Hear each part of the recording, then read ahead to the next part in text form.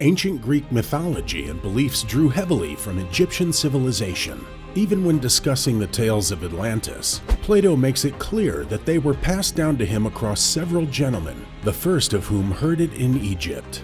Even the Greek god Hermes was adopted from the Egyptian god Thoth. Why were the Greeks so obsessed with the Egyptians? It's simple. They craved the mysterious knowledge of their ancient culture, the kind that could be found in the emerald tablets. Thoth, an ancient priest, is said to have lived in both Atlantis and Egypt for, wait for it, 16,000 years. After Atlantis sank into the ocean, he built an Atlantean colony in Egypt, helping the people usher into a new age of civilization.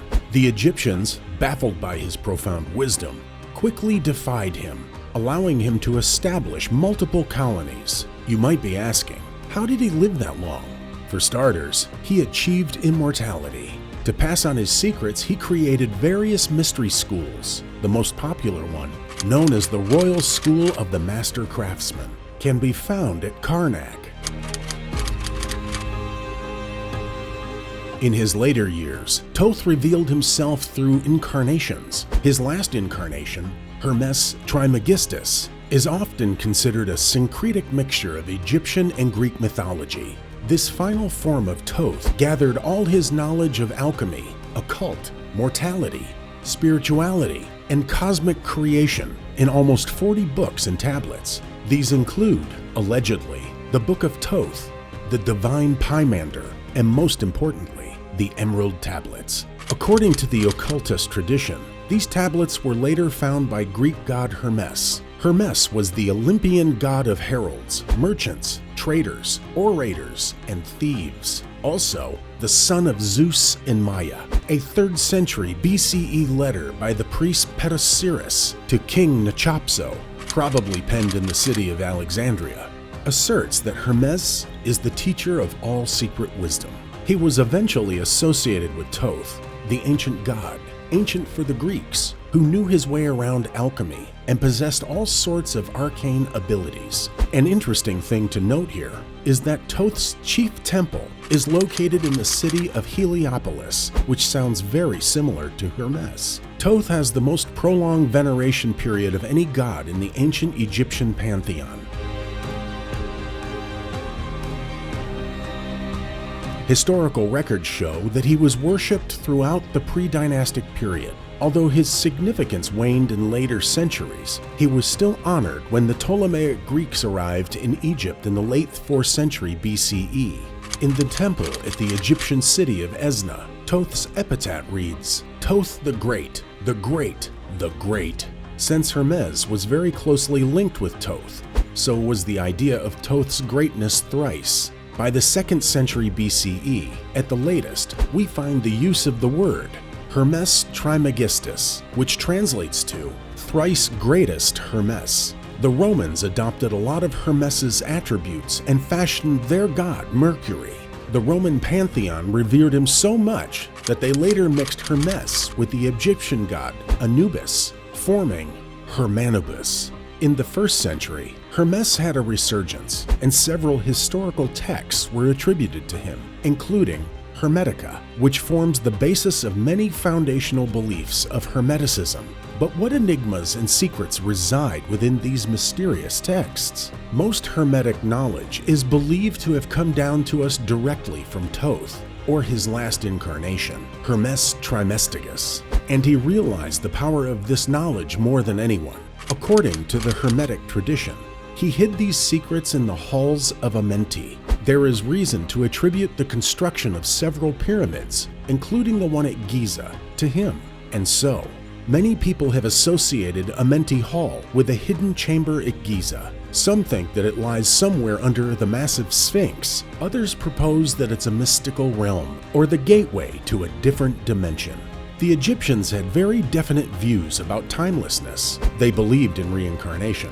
Hence, all the mummy preservation and tombs so they could thrive in the next life.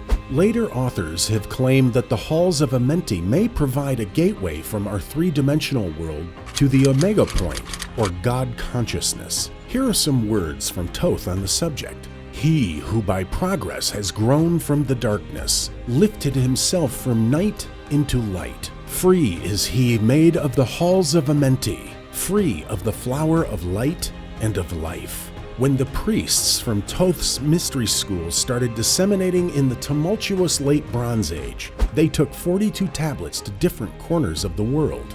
The Book of Toth, for instance, is said to have been displaced when the new dynasties took over.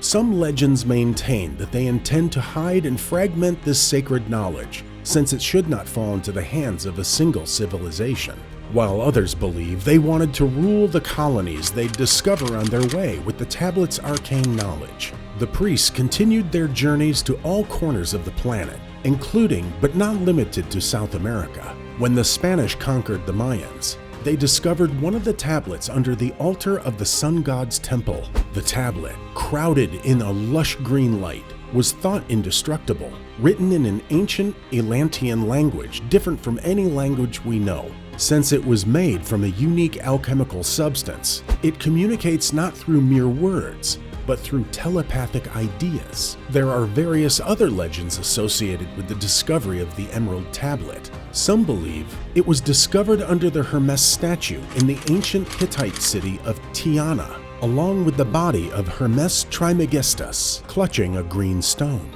Some Kabbalion sources, a branch of Jewish mysticism, claim that the Emerald Tablets were written by the son of Adam and Eve and were later kept in the Ark of the Covenant.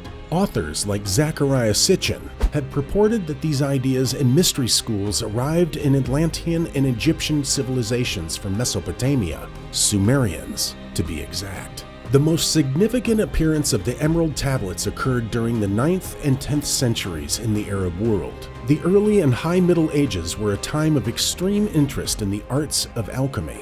The Arabs were keen to get their hands on anything, whether it be the works of ancient Greeks or the obscure puzzles of the Egyptians. Arabic translations of a cryptic Emerald Tablet text surfaced in the late 8th and 9th centuries. The book, translated from Arabic as The Secret of Creation and the Art of Nature, is one of the first texts attributed to the corpus known as Hermetica. The author declares that he found the Emerald Tablet in a cave tomb.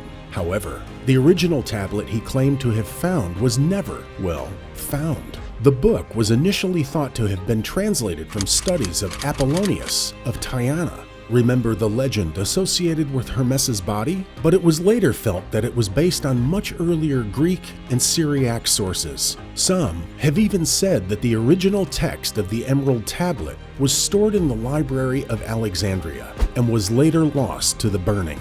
The Egyptian alchemist Ibn Umayyi also published a slightly different translation version.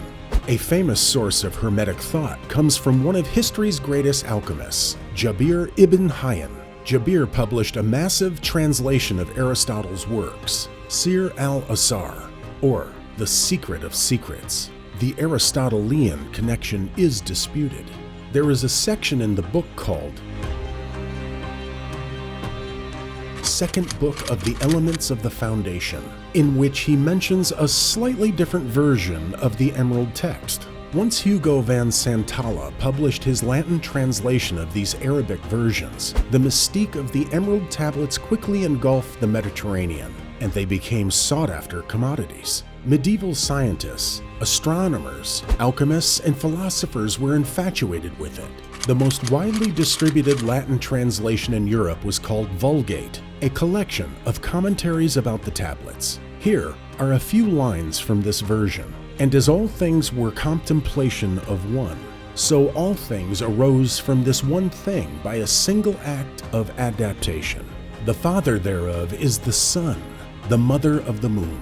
The wind carried in its womb, the earth is a nurse thereof. It is the father of all works of wonder throughout the whole world. The power thereof is perfect. If it be cast onto earth, it will separate the element of earth from that of fire, the subtle from the gross. With great sagacity it doth ascend gently from earth to heaven.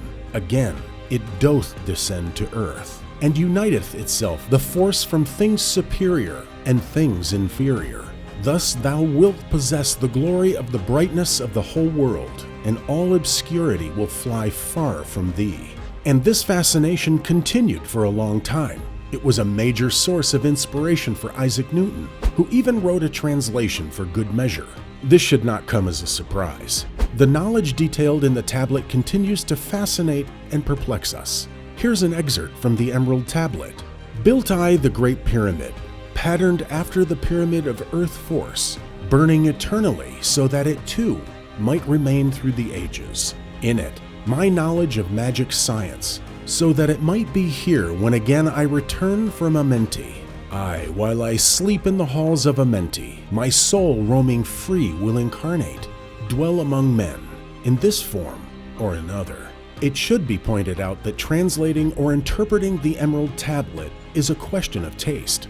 Different researchers, historians, and scholars take the text to mean entirely separate things. One theory suggests that the tablet outlines 7 steps of alchemical transformation: calcination, dissolution, separation, union, fermentation, distillation, and coagulation.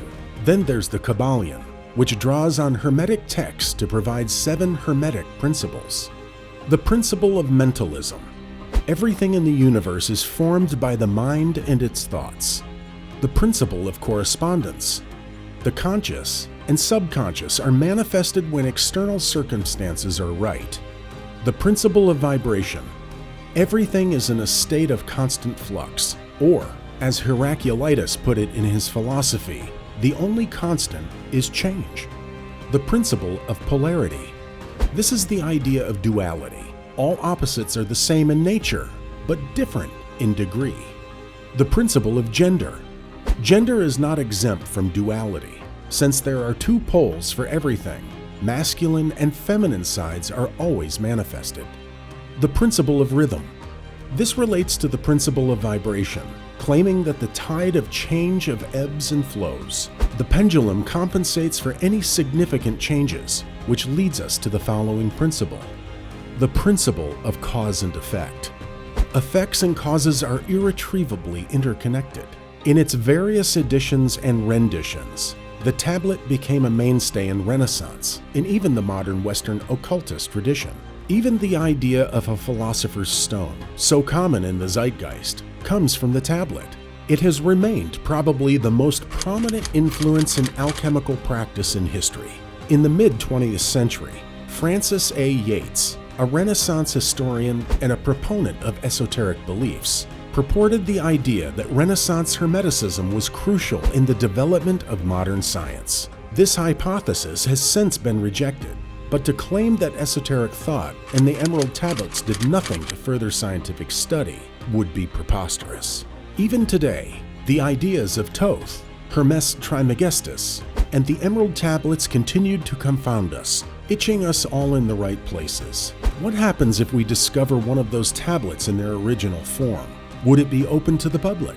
What secrets will it hold? Only time will tell, or not. Feel free to check out our other episodes and subscribe to our channel. So long.